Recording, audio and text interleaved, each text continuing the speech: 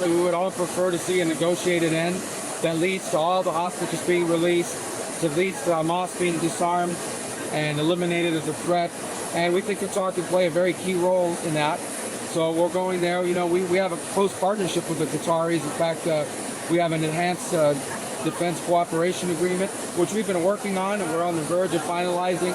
We want them to know how much we appreciate and respect all the time and work and effort they've put in the past to these negotiations, and we hope they'll re-engage despite everything that's happened. We know they're upset about it. Secretary, yesterday, Prime Minister Netanyahu declined to refuse to carry out further strikes on Hamas operatives. As you know, there's Hamas operating in Turkey and Egypt, in addition to Qatar. What was your message on further strikes? Was it don't do it again? Was it another message? Well, I'm not going to discuss the details of everything that we said.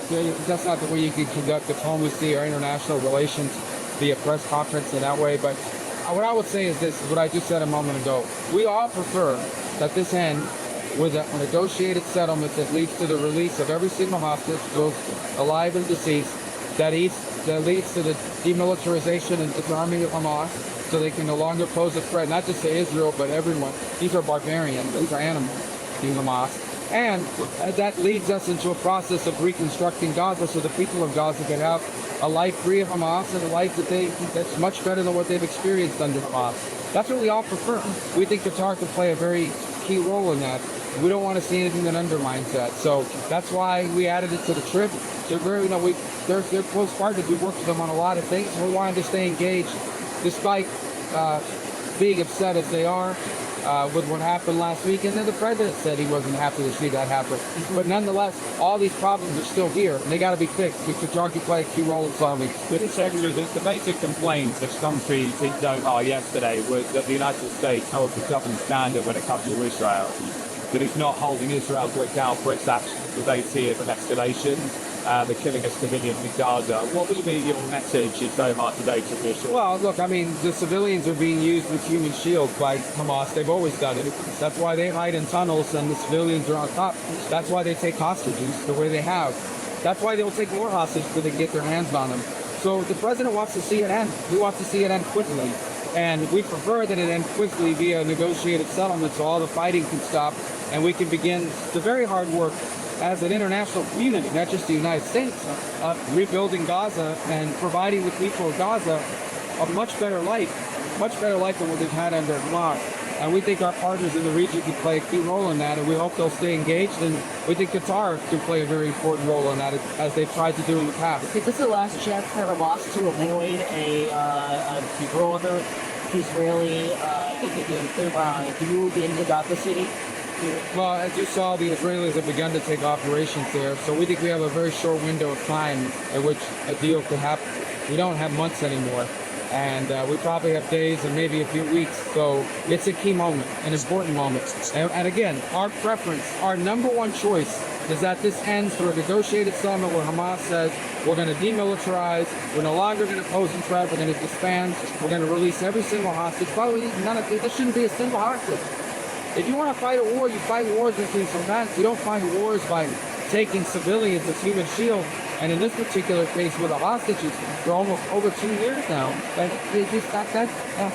a barbaric practice. It's an unacceptable practice. The president called it out yesterday. So that's what we prefer. We want it to end that way.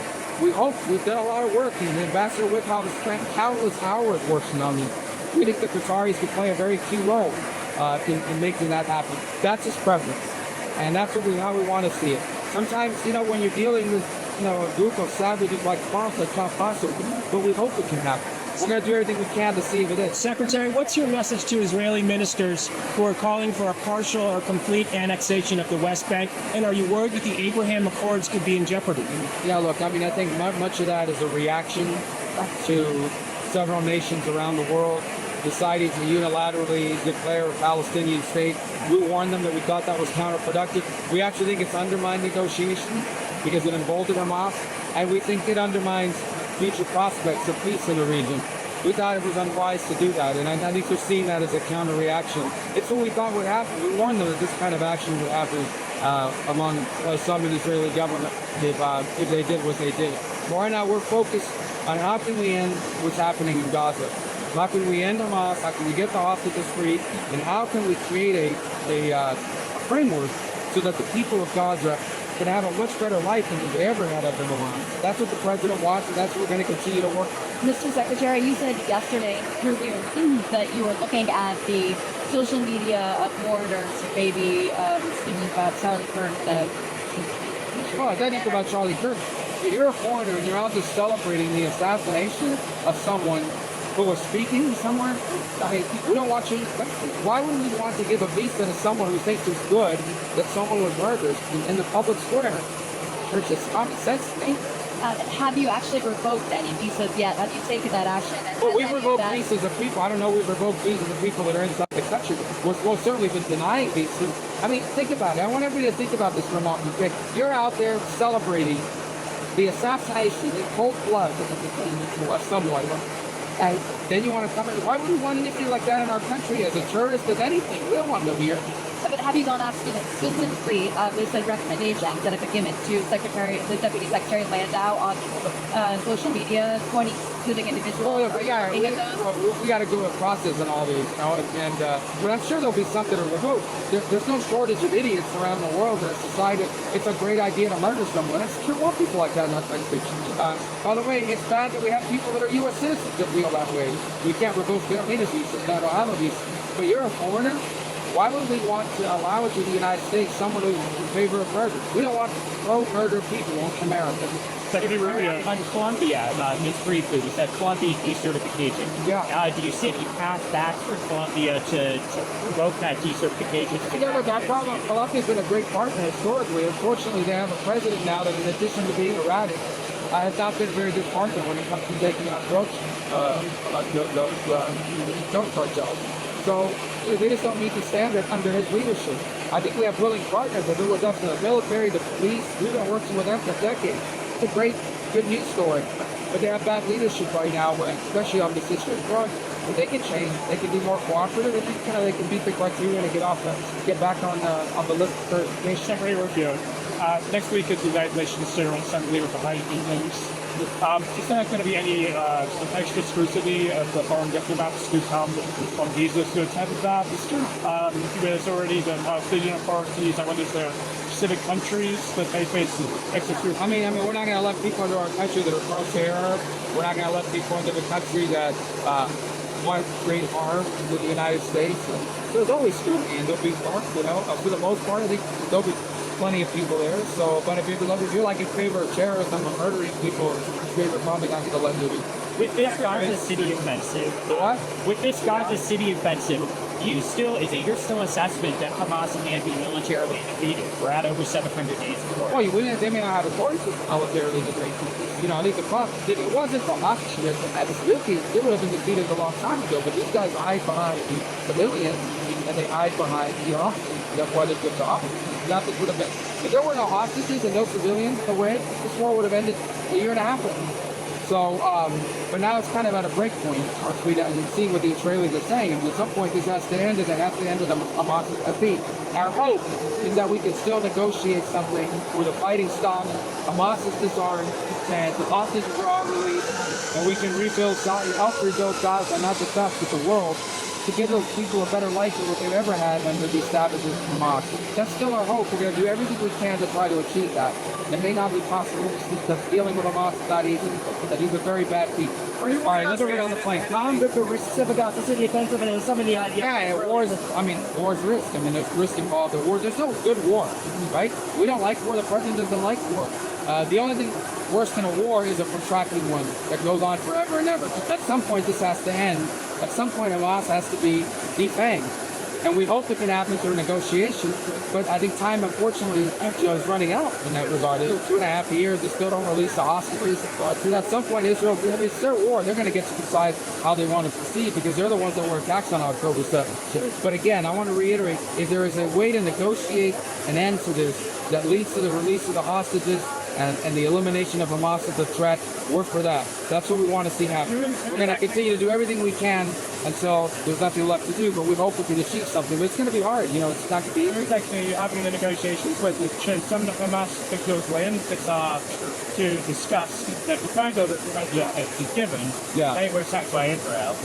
So who is it that Hamas who you're actually trying to sell? Well, I mean, whoever has the authority to release the hostages. We're talking about the Qatar mediators. Well, I mean, Qatar would play. Yeah, I mean, the Qataris and the Egyptians have worked together on this, and they're important mediators. If any country in the world can help mediate it, Qatar is the one. They're the ones that can do it. Now, I don't know if they can after what happened, but I think they could. If anyone can, they can. There's no other country in the world that can play that role, and we hope they can. If they can, we want to be supportive of Are you it. going to ask Qatar to have Hamas no longer be within their country, or are you still asking? Well, we're going to ask Qatar to continue to do what they've done, and we appreciate very much, and that play a constructive role in trying to bring this to an end. Obviously, they have to decide if they want to do that after last week or not. But we want them to know that if there's any country in the world that could help, end this to a negotiation, it's Qatar, and we appreciate that. And if there's a chance to do it, we want to encourage them to do it. We don't have to make that decision. Secretary, at this same visit to the UK, the British Prime Minister has fired Ambassador Battersby actually. Obviously, questions remaining over the President, the Clinton to Epstein. Does that make the visit awkward? I don't. So I think, the UK can decide where it's their ambassador. If they want to recall him, that's their choice to do that. And that won't change the nature of the visit. It's an important visit. It's one of our strongest allies in the world. It's a very special relationship, and I think it makes a lot of sense for the president to visit the UK, and they invited him to come. Very unique honor. I think he's the only president that's had two state dinners, and so it's a big honor, and they're an important ally, importantly. All right, let's go. We're going to be late. On Ukraine briefly, I mean, is there a red line that Putin could cross that would actually convict That's Trump the to president's break our decision state? to make, and he talked about, look, no leader in the world has done more to try to end that war than President Trump had. Multiple calls, multiple meetings with Zelensky, including probably next week again in New York, and so the president makes sure if there's, he inherited this 3.5-year-old war from the Biden administration. He's trying to do everything possible to bring it to an end. We've been working closely with our partners in Europe on security guarantees, because that's going to be necessary in any negotiated settlement. And he's going to keep trying to be, it's possible if he wants to achieve it. At some point, the president makes it clear it's not possible. He's not there yet, but he could get to that point. But, he's going to really go the extra mile. There's a way to end this war. He just wants it to stop. Thousands and thousands of people dying. The casualty rate for the Russians, I think in July they lost 20,000 soldiers. And then, of course, we talk about the suffering of civilians all throughout Ukraine, every single night, the drone attacks, the air attacks, the destruction. It's going to take a generation to rebuild the country. He wants the war to end. And if we could play a role, he's the only leader in the world that can talk to both the Ukrainians, Europeans, and also to the Russians. President Trump. He's the only one that can. And he's not going to easily forfeit that role because he's the only one that can play it. If somehow he were to disengage from this or, sanction Russia and say, I'm done, then there's no one left in the world that could possibly mediate that end. Now, maybe we get to that point. We hope not, because it's a really bad war and he wants to finish. All right, let's go. Thank you, guys.